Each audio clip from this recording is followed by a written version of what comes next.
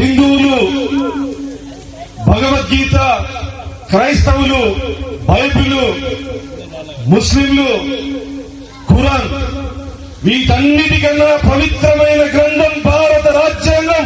కులాలు, మతాలు, ప్రాంతాలకు అతీతంగా అందరికీ స్వేచ్ఛని, హక్కుల్ని ఇచ్చినటువంటి మహనీయుడు డాక్టర్ బాబాసాహెబ్ అంబేద్కర్. హిందువులు శివుణ్ణి, రాముణ్ణి కొలుస్తారు, ముస్లింలు అల్లాని కొలుస్తారు, క్రైస్తవులు క్రీస్తులు కొలుస్తారు. అందరూ కలిసి మొక్కాల్సిన ఏకైక దైవం డాక్టర్ బాబాసాహెబ్ అంబేద్కర్. బైబిల్ వల్ల మన జీవితాలు మారలే, భగవద్గీత వల్ల మన బతుకులు బాగుపడలే, రంజాన్ వల్ల ఈ దేశంలో ఉన్నటువంటి ముస్లింల యొక్క తలరాతలు మార్చలే. వీళ్ళందరి తలరాతలు మార్చింది టీటీడీ బోర్డు మెంబర్ మరియు టీడీపీ ఎమ్మెల్యే ఎంఎస్ రాజు అంట. భగవద్గీత ఉపయోగమే లేదు ఆ విధంగా ఆయన కామెంట్ చేస్తుండు. నేను మా చంద్రబాబు నాయుడు గారికి ఒక రిక్వెస్ట్ చేయాలనుకుంటున్నాను. ఏ వ్యక్తికి, ఏ రాజకీయ నేతలకి టీటీడీ బోర్డు మెంబర్ పెట్టొచ్చా ఒకసారి మీరు చూడాలి.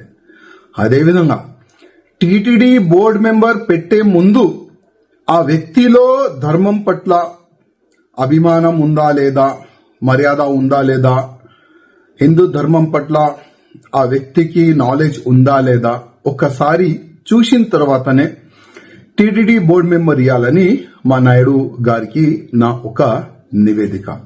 అదేవిధంగా ఇట్లాంటి బుద్ధి లేని వ్యక్తులు, ఎమ్మెల్యేలు ఇంకా ఎంతమంది టీడీపీలో ఉన్నారు, ఎమ్మెల్యేస్ గాని, ఎంపీస్ గాని, ఎమ్మెల్సీస్ గాని, మినిస్టర్ గాని, దానిపైన కూడా ఒక మా నాయుడు గారు సర్వే చేసుకుంటే చాలా బాగుంటుందని నేను అనుకుంటున్నాను. ఎందుకంటే ఏది నోరుకు వస్తే అది మాట్లాడుతున్నారు మా ధర్మం పట్ల, మా భగవద్గీత పట్ల.